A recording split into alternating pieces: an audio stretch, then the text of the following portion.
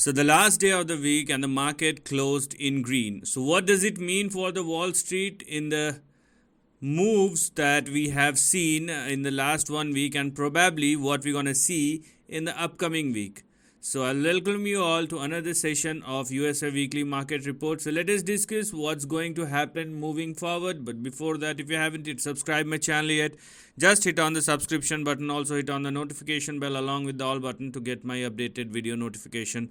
So let us check out the events and then we're going to discuss about the most important charts which will have an impact on the market moving forward. So obviously the geopolitical crisis somewhere or the another is actually coming up from one place to another place to another place. That's not good. That's not a bright signal, and it does have global ramifications. Okay, maybe not a direct impact, but it does have an indirect impact. Apart from that, we are going to discuss about the Dow Jones and the rest of the things. But let us focus on the news. So Tesla cuts Model 3 and Model Y prices in the US after car deliveries fall. So this is another, there has been multiple rate cuts as far as this specific, this is specific to Tesla, but yes, what we have seen, in the last 1 year, you can clearly see multiple cuts have been taken by the company. Apart from that, US 10-year Treasury yield rises after strong US job reports. So we're going to discuss about the bond yields, and that's very important because it's on the priority list, and I've been talking about yields for the last 1 year or so, and those who are going through my videos, they know what I'm talking about. But this is the most important thing. And what else we have which does have an impact? And long coals could be as common as long COVID with lasting impact, study says. So hopefully you need to taken care of yourself and most importantly to your family as well, because we are approaching for the winter season and that does have an impact on our health, because these kind of viruses, basically when we are talking about mRNA viruses, they does have an multiplying impact. So I wish for everybody's safety and a good winter season. So this is something which one needs to taken care about. Also, inflation is always going to be a risk with US economy fundamentally changed. Now, the economic conditions change from time to time again, and for that to understand, we must have a common understanding about the long-term cycles. Obviously, the rate of change or the length of the cycle may differ from time to time, decade to decade, or centuries to centuries, but we need to understand that thing.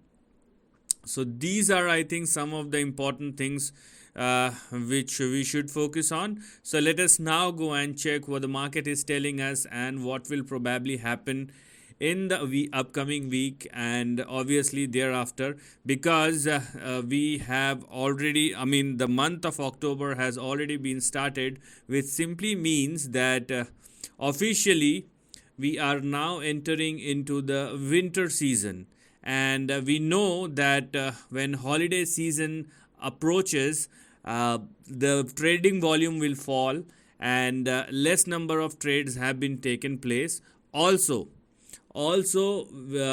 there is, the next 2 years will be some major elections. Obviously 2024 will be the election year for USA, so it does have an additional impact, because if somebody or if an institution want to put money, he or she or that particular institution will definitely taken care all these things and the policies that the upcoming government will probably make. So they have to take each and everything under consideration before putting money in something, be it from the political front, be it from the geopolitical front, be it from the economic front. So they need to think and act accordingly. So big money will only come after certainty. Now, talking about the price action, so the last Friday was quite good because Dow Jones up by closed higher by 288 points. We have Nasdaq which performs the best 1.6% or 211 points. Then we have S&P 500 1.18% or 50 points. Gold up by 15 points, and the oil is looking very good. The bond yield which we are going to discuss, I will explain you via chart which will give you a much clear indication. Apart from that, you can see treasuries. I am very skeptical about these numbers. I'm not skeptical specifically about these numbers, but what this indicates and what ramifications we may face if the number continues like this. An inverted yield curve is an indication that the rates are going to move higher for longer. But when the yield curve started flattening out, which we can see, so if I may show you the chart, so this is what we can see. You can clearly see now it's been flattening out, and here we are. If you try to read the previous cycle, and rates started flattening out, in the last session of 2006 and as early as 2007. And one thing is very clear, these kind of massive rate hike may be good for certain sector, may be good for consumers who want to save their money, but it's not going to be good for a stock market, and more specifically to those governments who have taken external debt, big external debt. And if you have issued debt, then also you need to pay more. Okay, so they have both kind of things which are happening, and higher interest rate slow down the economic condition as well. Obviously the stock market will react something differently, but what I'm talking about is the economic the economy, the impact on the economy, and that's what we need to understand. So let us see what else we have. Then we have US dollar index, which is looking, I would say, fantastically horrible because this is indeed a horrible number and horrible close. Anything above 106 is not at all a good sign. So what we are going to do, let's start with the bond yield. The bond yield, look at this.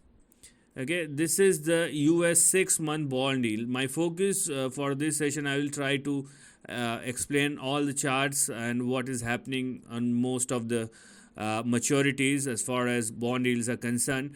Basically, this is the 6-month yield, and this is obviously a percentage trading at 5.58%. We generally don't calculate the percentage of percentage, but just for the sake of understanding, if I do consider these things as numbers, then US 6-month yield in the last 2 years has moved more than 27,000%. This is phenomenal. This is humongous. Also, let's go and check out the 2-year yield, and then we will see what's happening over there. And this is the 2-year yield, and you can clearly see what is happening. The last time we have seen such higher yield was way back in 2006. Just compare the debt, just compare the demographics, just compare what has not happened, what wasn't there, and what is there, what is here right now. Because we don't have QE1 or QE2 in 2006. It's all started after 2007-2008 crash.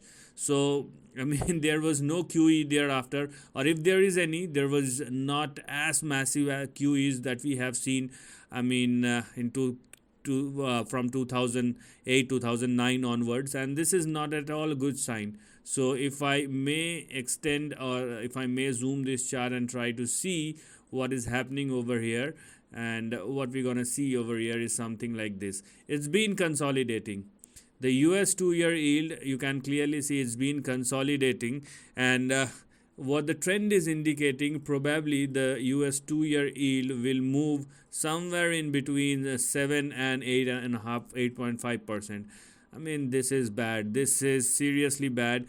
It may not move. I'm not talking about the next couple of hours. It may take next couple of days or weeks, but this is not good. And the most impactful chart, I mean, if you want to take the average, the US 10-year yield, US 10-year yield is just, I mean, it's bad. It's completely bad. The way the chart is giving us indications, I don't have any good feeling for this particular chart. And what the US 10-year yield is indicating, I mean, if it moves the way it is moving, then we have or we are moving somewhere in between 7 and 10%. This is a horrible number. And when such moves started, was what we can see in the past, they are going to be fast and furious. I mean, the yield is indicating a completely different thing from the current stock market, and the same thing which you can see on the 30 years yield. And 30-year yield is also indicating the same kind of move, where it's moving somewhere in between 6 and 7.5%. So the bond yield is in, or are they are indicating something bad near the corner. How bad or how impactful, that's something which we're going to look at in the near future. But this is an indication which one must not ignore. Okay, so as simple as that. If you do ignore these trends, you are a noob. Okay, there is no other way to if you consider yourself as an analyst, and if you are not thinking about these indicators, then you are not you don't understand what's happening and what will probably happen. Now, as I've told you, if as far as the dollar index is concerned, what we're going to see over here is a sustainability at or above 105.95 or 106. And if the dollar index is indeed sustaining above 106 or more, then the roadway for 110, 115 is open. And what we're going to see, obviously, in the next couple of weeks or months, depending upon the price action. So as simple as that, if DXY continues to trade and sustain above 106 or more, we have a move in between 113 and 114. So this are in between 113 and 115. Very simple to understand. Okay. Now what else? Now what we have seen, let us just talk about the gold, because gold is indeed trading at 1847. So this is the price chart of gold, and this is the price chart of gold futures. And what we're gonna see is something like this over here. Now I think I have talked about the price chart of gold couple of weeks back, because I don't think I have covered the price chart of gold in the last 2 or 3 weeks. But anyways, I have talked about it, because this time the way the price chart is setting up, it is indicating a bigger downside. And there is a reason for that. When the bond yields started moving higher big time, obviously, I mean, gold and silver will indeed move lower.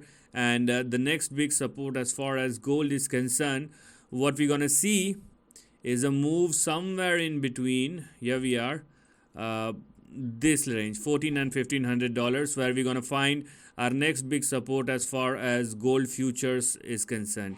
So this is something which we're going to look at as far as the next big support.